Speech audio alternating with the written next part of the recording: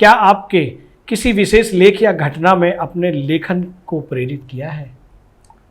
प्रजापति जी, मैं विद्यार्थी काल से मेरा लेखन की तरफ रुचि रही है जी जब मैं कभी अपनी पुरानी यात्रा की बात सोचता हूँ जी तो मुझे स्मरण हो आता है कि मैं जब बीए प्रथम वर्ष में एसएसवी कॉलेज हापुड़ का विद्यार्थी था जी।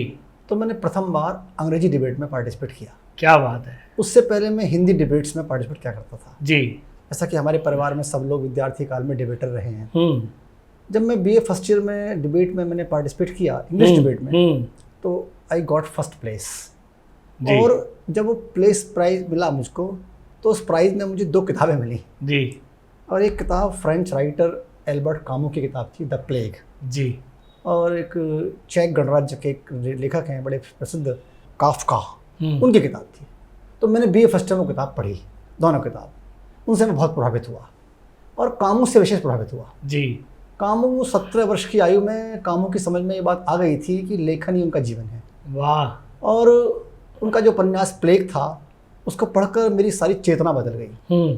कामू बड़ी गरीबी में रहे, उनके पिता का निधन युद्ध में हो गया था और उनके जो अंकल थे, चाचा थे, वो पैरालिसिस शायद उन्हें हो गया था, बड़ी गरीबी में रहे और उन्होंने लगा कि वो अध्यापक बनना चाहते थे। जी जी। उसके बाद घर में क्योंकि हिंदी का साहित्य बहुत ज़्यादा था तो गुनाहों का देवता धर्मवीर भारती का उपन्यास, वाह, उस किशोरावस्था में उसने मुझे बहुत आकर्षित किया। और अमृता प्रीतम की रेवेन्यू स्टैम्प, रसीद टिकट, तो मेरी प्रिय एक पुस्तक थी। क्या बात। और धीरे धीरे पुस्तक पढ़ता रहा। जब बीए प्रथम वर्ष से बीए सेकेंड ईयर में आया तो अंग्रेजी साहित्य के रोमांटिक कवियों ने बहुत प्रभावित किया, स्पेशली जॉन कीट्स ने, जो मेरा आज तक प्रिय कवि है। और धीरे धीरे साहित्यिक यात्रा बड़ी होकर शुरू हुई। वाह वाह वाह वाह, बहुत अच्छा आपका अनुभव रहा पुस्तकों के प्रति, बहुत अच्छा। और हम आगे बढ़ते हैं प्रश्नों की ओर। जैसा कि साहित्य समाज को प्रभावित करता है, क्या आपने अपने लेखन में समाज के किसी मुद्दे को उठाया है? साहित्यकार समाज में रहता है जी, और समाज से प्रत्यक्ष और अप्रत्यक्ष तरीके से प्रभावित होता है। ये वास्तविकता है कि लेखक बिना समाज के नहीं रह सकता और समाज की घटनाओं पर उसकी अच्छी पकड़ होती है। अनेक घटनाएं मुझे प्रभावित करती रही हैं।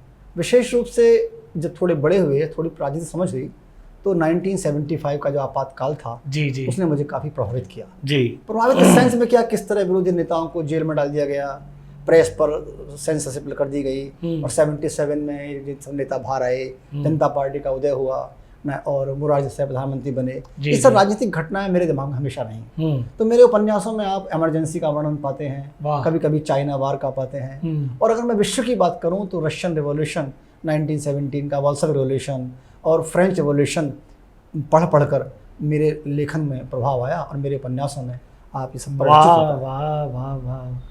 प्रोफेसर साहब, आपने बहुत अच्छी जानकारी दे रहे हैं, हमारे दर्शक सुन रहे हैं, आपको बड़ी तालीमता से सुन रहे हैं और लाइक और कमेंट्स भी कर रहे हैं। मैं यहाँ दर्शकों का भी आभार व्यक्त करूँगा। और हम आगे बढ़ते हैं कि क्या आप मानते हैं कि साहित्य में राजनीति विषय को शामिल करना चाहिए और क्यों करना चाहिए? साहित्यकार, मैंने अभी आपसे कहा कि बिना सामाजिक परिवेश के, बिना राजनीतिक परिवेश के आगे नहीं बढ़ सकता। बिल्कुल सही कहा। रशियन लेखक मैक्सिम गोर्की एक जगह लिखते हैं जी कि पाठक ये देखता है कि साहित्यकार राजनीति में आए, राजनीति के तथ्य, राजनीतिक मुद्दों पर बात करे। जी जी जी। उदाहरण के लिए 1947 में जब देश आज़ाद हुआ तो भारत के विभाजन ने विश्व के सारे लेखकों को प्रभावित किया, विश्व के, जी जी जी, न केवल भारत के। अगर हम हिंदी साहित्य की बात करें तो यशपाल का उपन्यास छोटा सच आया, भीष्म साहनी का उपन्यास तमस आया, खुशवंत सिंह का ढहली आया, करतार सिंह दुग्गल का नील एंड फ्लैश आया, पिंजर आया। ये सारे उपन्यास इस बात को इंगित करते हैं कि लेखक बिना उनके नहीं रह सकता, क्योंकि घटनाओं से प्रभावित करते हैं। और पार्टीशन ने, भारत के विभाजन ने भारत के उन बुद्धिजीवी लेखकों को इतना प्रभावित किया कि मुझे ऐसा लगता है कि उनकी आत्मा को चोट दी जब भारत विभाजन देखा। निश्चित रूप से घटनाएं सबको प्रभावित करते नहीं हैं, मुझे भी प्रभावित करती हैं। वाह वाह वाह वाह। वर्तमान में सांस्कृतिक परिवेश में आपको कौन से मुद्दे सबसे ज़्यादा महत्वपूर्ण लगते हैं और क्यों लगते हैं?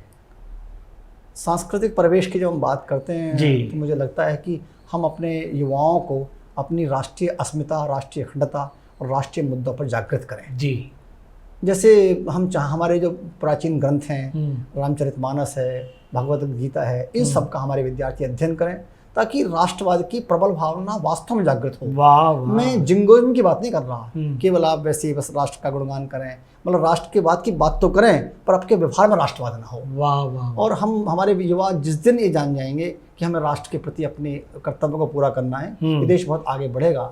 और लव दाऊ दाई लैंड, लव दाऊ दाई लैंड का जो कंसेप्ट है वो समझना होगा। वाह वाह। ये कहें कि राष्ट्रवाद में जीना होगा, जीना होगा, तभी केवल जिंगोइज्म नहीं। जी जी जी जी। कि बस केवल राष्ट्र की प्रशंसा करना, राष्ट्र के बारे में बात करना और व्यवहार में ऐसा न करना। जी जी। ये सब संभव हो पाएगा जो हमारे शिक्षक, हमारे नीति नियंता, हमारे राजनेता, हमारे चिंतक, हमारे कथावाचक, धार्मिक लोग वास्तव में अपने चरित्र में जैसा वो बोल रहे हैं वैसा हो, केवल बोले ना।